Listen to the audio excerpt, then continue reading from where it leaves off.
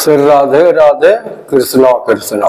करदम और देवहूति का विहार। श्री मैत्रेय जी ने कहा, विदुर जी, माता पिता के चले जाने पर पति के अभिप्राय को समझ लेने में कुशल साध्वी देवहूति करदम जी की प्रतिदिन प्रेम पूर्वक सेवा करने लगी।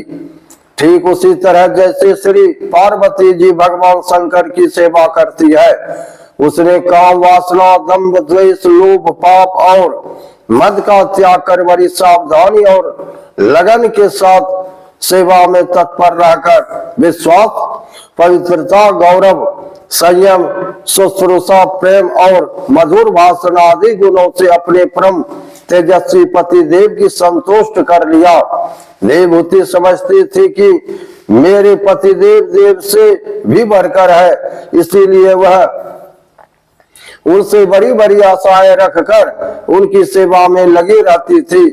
इस प्रकार बहुत दिनों तक अपना अनुवर्तन करने वाली उस मनुपुत्री को व्रतादि का पालन करने से दुर्बल हुए देवर्षि श्रेष्ठ करदम को यह दयावश कुछ खेद हुआ और उन्होंने उससे प्रेम गदगद वाणी में कहा।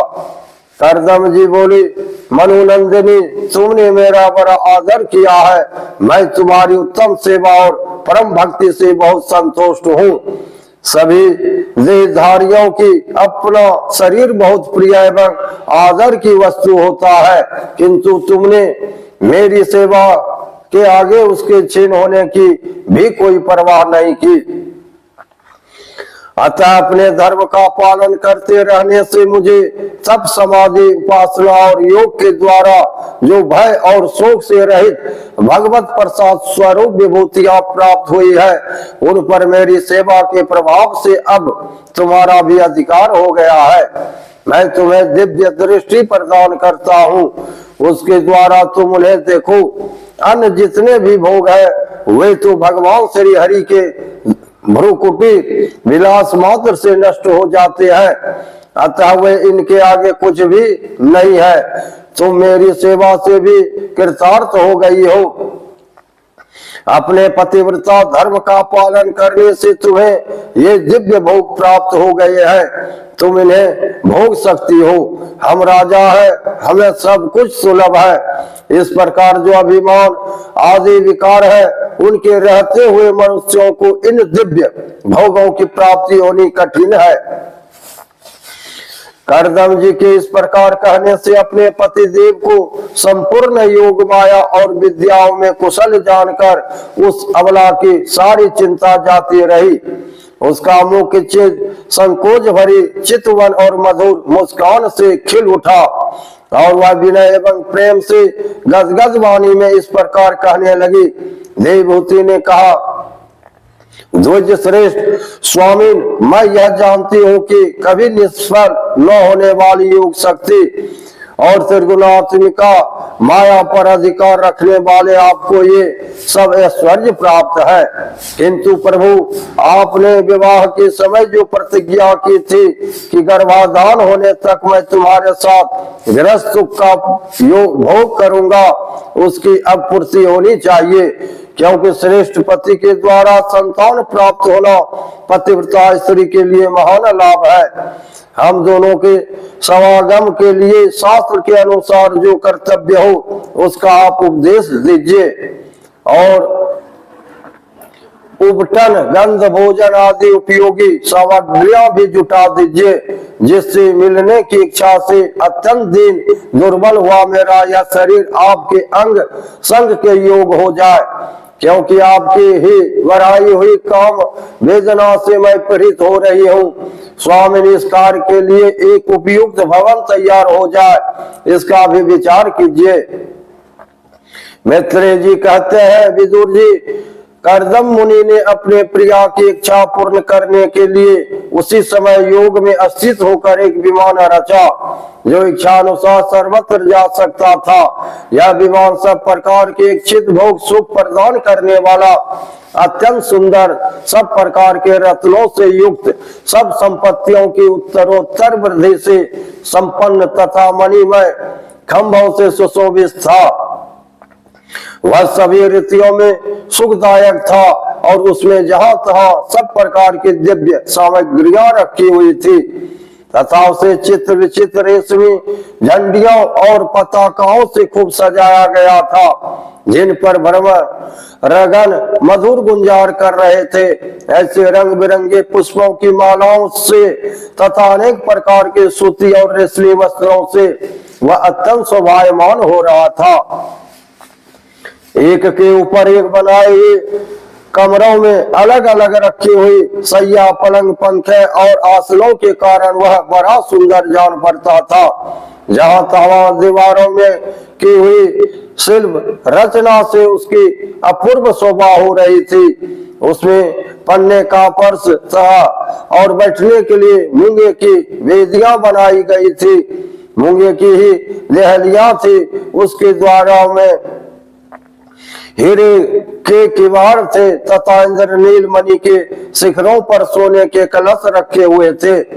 उसकी हीरे की दीवारों में बढ़िया लाल जरे हुए थे, जो ऐसे जान पड़ते थे मानो विमान की आंखें हो गया तथा उसे रंग बिरंगी 14वें और बहुमूल्य सुनहरी वंदनवारों से सजाया गया था। उस विमान में जहां तहां कृत्रिम हंस और कबूतर आदि पक्षी बनाए गए थे, जो बिल्कुल सजीव से मालूम पड़ते थे। उन्हें अपना सजातीय समझकर बहुत से हंस और कबूतर उनके पास बैठ बैठकर अपनी बोली बोलते थे। उसमें सुविधानुसार क्रीड़ा स्थली, शयनगृह, बैठक आंगन और चौक आदि बनाए गए थे, जिनके कारण वह विमान स्वयं करदम जी को भी विस्मित सा कर रहा था। ऐसे सुंदर घर को भी जब देवभूति ने बहुत प्रसन्न चित्त से नहीं देखा तो सबके आंतरिक भाव को परख लेने वाले करदम जी ने स्वयं ही कहा, भेरु तुम इस बिंदु सरोवर में स्नान करके विमान पर चढ़ जाओ। यह विष्णु भगवान का रचा हुआ तीर्थ मनुष्यों को भी सभी कामनाओं की प्राप्ति करने वाला है। कमल लोचना देवभूति ने अपने पति की बात मानकर सरस्वती के पवित्र जल से भरे हुए उस सरोवर में प्रवेश किया। उस समय वह बड़ी मैली कुचैली साड़ी पहने हुए थी। उसके सिर के बाल चिपक जाने से उनमें लटे पड़ गई थी। शरीर में मैल जम गया था तथा स्नान कांतिहीन हो गए थे। सरोवर में गोता लगाने पर उसने उसके भीतर एक महल में 1000 कन्याएं देखी। वही सभी किशोर अवस्था की थी और उनके शरीरों से कमल की सी गंध आती थी।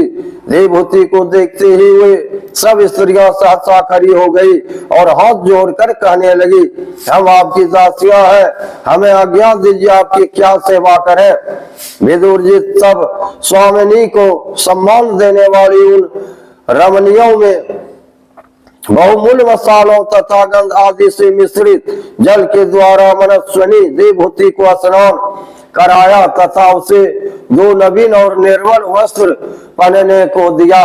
फिर उन्होंने ये बहुत मूल्य के बड़े सुंदर और कांतिमान आभूषण सर्वगुण संपन्न भोजन और पीने के लिए अमृत के स्वादिष्ट आसप प्रस्तुत किए। अब देवभूति ने दर्पण में अपना प्रतिबिंब देखा तो उसे मालूम हुआ कि वह भांति भांति के सुगंधित फूलों के हारों से विभूषित है, स्वच्छ वस्त्र धारण किए हुए है। उसका शरीर भी निर्मल और कांतिमान हो गया है तथा उन कन्याओं ने बड़े आदर पूर्वक उसका मांगलिक श्रृंगार किया है। उसे सिर से स्नान कराया गया है। स्नान पश्चात अंग अंग में सब प्रकार के आभूषण सजाए गए हैं तथा उसके गले में हार हुमेल, हाथों में कंकन और पैरों में छमाते हुए सोने के पायजेब सुशोभित है। कमर में परी सोने की रत्न जटित करधनी से बहुमूल्य मणियों के हार से और अंग अंग में लगे हुए कुमकुमादि मंगल द्रव्यों से उसकी अपूर्व शोभा हो रही है। उसका मुख सुंदर दंतावली मनोहर भव्य कमल की कली से स्पर्धा करने वाला प्रेम प्रकटाक्षमय सुंदर नेत्र और नीली अलकावली से बड़ा ही सुंदर जान पड़ता है। विदुर जी, जब देवहूति ने अपने प्रिय पतिदेव का स्मरण किया तो अपने को सहेलियों के सहित वहीं पाया जहाँ प्रजापति कर्दम जी विराजमान थे। उस समय अपने को सहस्त्र स्त्रियों के सहित अपने प्राणनाथ के सामने देख और इसे उनके योग का प्रभाव समझकर देवहूति को बड़ा विस्मय हुआ। शत्रु विजयी विदुर जब कर्दम जी ने देखा कि देवहूति का शरीर स्नान करने से अत्यंत निर्मल हो गया है और विवाह काल से पूर्व उसका जैसा रूप था उसी रूप को पाकर वह अपूर्व शोभा से संपन्न हो गई है। उसका सुंदर वक्ष अस्त्र चावली से ढका हुआ, हजारों विद्याधरियां उसकी सेवा में लगी हुई है तथा उसके शरीर पर बढ़िया बढ़िया वस्त्र शोभा पा रहे हैं। तब उन्होंने बड़े प्रेम से उसे विमान पर चढ़ाया। उस समय अपनी प्रिया के प्रति अनुरुक्त होने पर भी कर्दम जी को महिमा मन और इंद्रियों पर प्रभुता कम नहीं हुई। विद्याधारियां उनके शरीर की सेवा कर रही थी। खिले हुए कुमुद के फूलों से श्रृंगार करके अत्यंत सुंदर बने हुए वे विमान पर इस प्रकार शोभा पा रहे थे मानो आकाश में तरागन से घिरे हुए चंद्रदेव विराजमान हो।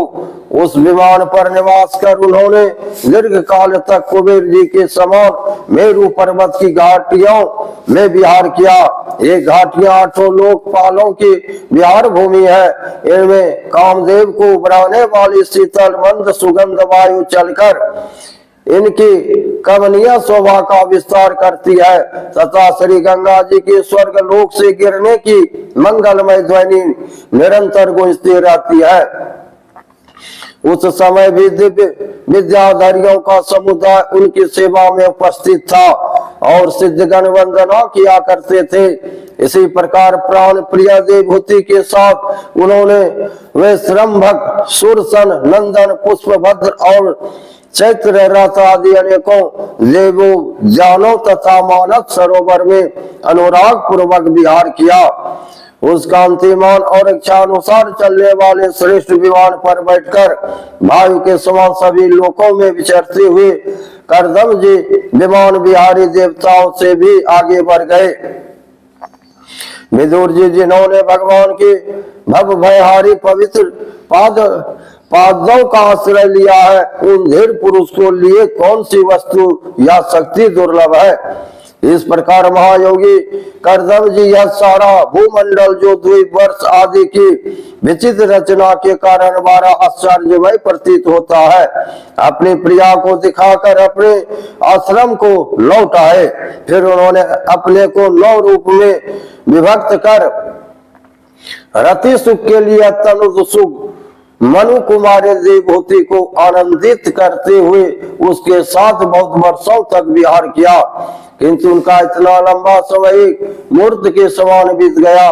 उस विमान में रति सुख को बढ़ाने वाली बड़ी सुंदर सैया का आश्रय ले अपने परम रूपवान प्रियतम के साथ रहती हुई देवहूति को इतना काल कुछ भी न जान पड़ा। इस प्रकार उस कामासक्त दंपति को अपने योग बल से सैकड़ों वर्षों तक विहार करते हुए भी वह काल बहुत थोड़े समय के समान निकल गया। आत्मज्ञानी कर्दम जी सब प्रकार के संकल्पों को जानते थे, अतः देवहूति को संतान प्राप्ति के लिए उत्सुक देखता था। भगवान के आदेश को स्मरण कर उन्होंने अपने स्वरूप के 9 विभाग किए तथा कन्याओं की उत्पत्ति के लिए एकाग्र चित्त से अर्धांग रूप में अपनी पत्नी की भावना करते हुए उसके गर्भ में वीर स्थापित किया। इससे देवहूति के एक ही साथ 9 कन्याएं पैदा हुई। वही सभी स्वर्गा सुंदरी थी और उनके शरीर से लाल कमल की सी सुगंध निकलती थी। इसी समय शुद्ध स्वभाव वाली सती देवहूति ने देखा कि पूर्व प्रतिज्ञा के अनुसार उसके पतिदेव संन्यास आश्रम ग्रहण करके वन को जाना चाहते हैं, तो उसने अपने आंसुओं को रोककर ऊपर से मुस्कुराते हुए व्याकुल एवं संतप्त हृदय से धीरे धीरे अति मधुर वाणी में कहा। उस समय वह सिर नीचा किए हुए अपने नख मणिमंडित चरण कमल से पृथ्वी को कुरीद रही थी। देवभूति ने कहा, भगवान आपने जो कुछ प्रतिज्ञा की थी वह सब तो पूर्णतः निभा दी, तो भी मैं आपकी शरणागत हूँ, अतः आप मुझे अभय दान और दीजिए। ब्राह्मण इन कन्याओं के लिए योग्य वर खोजने पड़ेंगे और आपके वन को चले जाने के बाद मेरे जन्म मरण रूप शोक को दूर करने के लिए भी कोई होना चाहिए।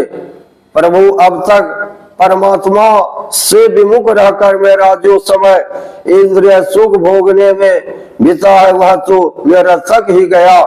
आपके परम प्रभाव को न जानने के कारण ही मैंने इंद्रियों के विषयों में आसक्त रहकर आपसे अनुराग किया।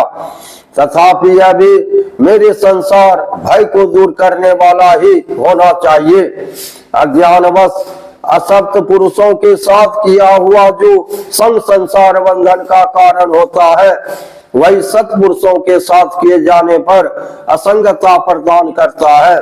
संसार में जिस पुरुष के कर्मों से न तो धर्म का संपादन होता है, न वैराग उत्पन्न होता है और न भगवान की सेवा ही संपन्न होती है, वह पुरुष जीते ही मुर्दे की समान है। अवश्य ही मैं भगवान की माया से बहुत ठगी गई।